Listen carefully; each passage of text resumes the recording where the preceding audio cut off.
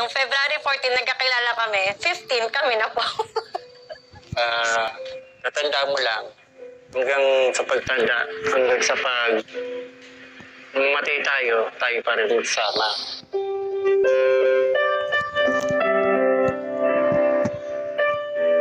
Magandang araw po sa lahat. Ako po si Flormelia Anastasio. Mas kilalang bilang Mosi de Asis po. Ako po ay isang PWD at kasalukuyang chapter president po ng aming barangay at federation officers po ng General Trias po. Na-aksidente po ako nung 8 po ko ng motorcycle po. That time na yon ako po ay nasa tapat po ng bahay ng kapitbahay po namin. So hindi ko po alam na meron pong motor na papunta dun sa kalye namin. Then yun nga ho, nabangga ako na hindi ko po alam. Tapos tumalsik na lang po ako dun sa kabilang kalsada. Dinala po ako sa hospital po. Dinayin ko lang is yung ulo ko. Hindi ko po nadayin yung katawan ko, yung ano. Then after mga ilang months, labas-pasok na po yung lagnat ko. Tapos, pagdating po ng grade 3, napapansin po ng ibang ng teachers ko na parang tabingi po ako maglakad, na nakabeling po yung ulo ko, ganyan.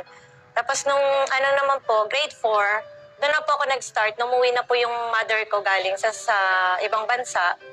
Doon na po ako nagpa-check up. Halos 2 years po kaming on and off doon papunta ng PGH hanggang grade 6. And then nung graduating po ako ng grade 6, na stop po ako dahil for operation ako ng buwan ng December. Yung pinaka-natamaan po sa akin yung lumbar ko. Yung doon siya letter S na yung spine ko, kaya ang tawag sa kanya is dextrocoliosis. Yun po yung findings po ng doktor. Nung napansin po ng doktor na medyo parang yung pinaka-lumbar ko is napapowder na siya, na medyo marupok. Kaya sinuggest po na ipa-opera na po ako. Medyo nahirapan po kasi maraming mga parts ng ligaments, tsaka mga mga ugat na natamaan po sa pag-opera kasi medyo risky po yung pag-opera dun sa aking part ng sa lumbar. Nung una po, nung nag-high school na ako, syempre parang inaano ko na ganito ko. Pero wala naman kumbaga sa akin, malakas po yung self-confidence ko po talaga na kaya ko po ito, makakapag-aral ako, na hindi hadlang sa akin yung kapansanan ko. Pati po kasi parang may pagka-boyish ako yung forma ko parang lalaki. Tapos nung syempre nag-high school, tapos nung nag-college, doon na po ako yung medyo nag-ayos-ayos, lalo na po ng college. And then tumawag po yung college na classmate ko po, na birthday niya, i-invite po kami. So sabi ko, sige, punta na lang, magkayayaan. Tapos niloloko, syempre, barkada, nagkakalokohan. Sabi niya, sige, baka nandun yung soulmate mo. Sabi ganun sa akin. Sabi ko, sige, kung soulmate ko talaga, kung sino yung makakaparehas ko ng damit na yung yung blue-green na damit. Kasi medyo kumbaga hindi common na damit na Yung that time na yun, nagpunta kami ng gabi, pagbaba ko ng tricycle, may nakasalubong ako. Hindi ko naman akalain na yung pagsalubong ko na siya pala yun ngayon, na yung makakatuluyan ko na partner ko ngayon. Nung medyo pinakilala sa akin at nagkasama ko kami, doon ko lang na-notice na pareho po pala kami ng damit. Talagang, kumbaga, barkada din namin nagsabi na pareho kayo ng damit. Tapos, syempre, narinig ng barkada ko na, yan yung soulmate mo, di ba? Yung sabi mo na magkapareho kayo ng damit. Valentine's Day po kami nagkakilala hanggang sa 15. Naging kami na, madaling araw, yun. Tapos, hinatid naman po kami sa amin, ganyan. Nakasalubong po siya.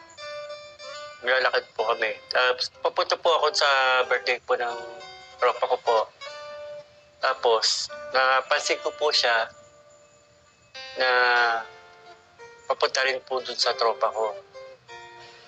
Nung una, kumbaga syempre, nung nakita lang kami, so parang casual lang po. Talagang yung pakilala, ganyan. Tapos kasi ito mahihain talaga to, hindi pala pala salita, ganyan. Kumbaga barkada lang yung nagpakilala, ganyan. Hanggang sa nagkatuluyan na nga po kami. Year 2002 po, February 14, 2002.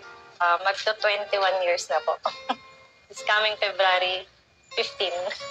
Meron po kaming 3 anak po. Yung panganay po namin is 17, pangalawa po, yung po yung special child din na PWD rin po, 16 years old po. At saka yung bunso po is 12 years old. Puro po lalaki. Si David, Daniel, and Dandy. Yung sa pagsasama naman po namin, maraming problema. Siyempre, meron naman pong ups and down, pero hindi naman po mawawala yun. Ano naman po sa amin, ang turing lang po namin sa isa't isa is parang barkada. Yan po, nagkukwentuhan kami, nagbabanding po kami na Saan siya pumunta?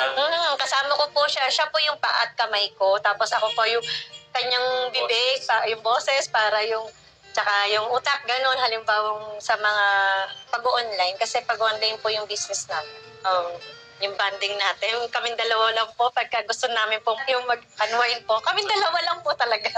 Enjoy na po kami doon. Nagkukwentuhan po kami, ganyan. Tapos pinagkukwentuhan namin kung anong kailangan na pagkwentuhan, kung sino yung ma-open up. Ganun lang po kami. Parang magkatropang mag-asawa na. Yun po, yung talagang nag-iisip po kami, yung plano po namin is magkaroon po talaga ng sariling bahay at lupa. Hindi naman po para sa amin, para sa 3 anak po namin. Yung mapag-aral po sila mapagtapos po sila ng mga college, ganun po. Tapos yung sa pangalawa po namin na special po, kumbaga, makapasok din po sana siya, pero syempre kasama na rin po namin lagi sa buhay yun, sa bahay. Dahil baka rin kasi siya mabuli kapag pumasok po siya sa regular school. Yun po yung iniisip po namin para sa kanya. Kasi yung pinaka-minor na problema is about sa yung financial, di ba po ba? Pero nagagawa naman po namin ng paraan kasi with the help of God, nandiyan naman po siya lagi. Kaya nagagawa po talaga ng paraan. Tapos yung mga minor po na medyo po sa amin is yung sa anak po namin, yan, na special, pero nagagawan din naman po ng paraan. Kumaga lahat naman po, pagka may problema, may solusyon po. Lagi po namin yung kasalukuyan na tinaharap na yung pag-uusap po. Minsan, di ba po, nagbabanting kami na o pagtanda natin, ganito, ganyan. Tapos may mga apo, kami yung mga apo po namin. Kami po yung gusto namin mag-alaga. Pero po sa ngayon po, yung pinaka-alaga po namin is yung mga aso. Yung po yung aming mga baby. Yung po yung aming nagpapatanggal ng medyo stress, nagpapabigay ng ligaya sa pamilya. Yung pong aming mga alaga po. Ayun.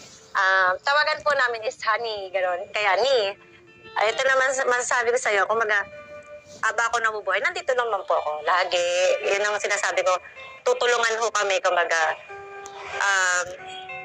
sa hirap at ginhawa, magkasama pa rin po kami. Siyempre, kumaga, hindi lang ako masyadong masalita. Sabihin. Hindi masabihin pero nararamdaman, di ba? Yun naman po yun sa amin. Pangarap ko lang po naman sana matupad namin yung namin, mga pangarap. Mababa lang naman mga pangarap namin, pero sana matupad po. Tatanda mo lang hanggang sa pagtanda, hanggang sa mamatay tayo pa rin magsama. Siyempre.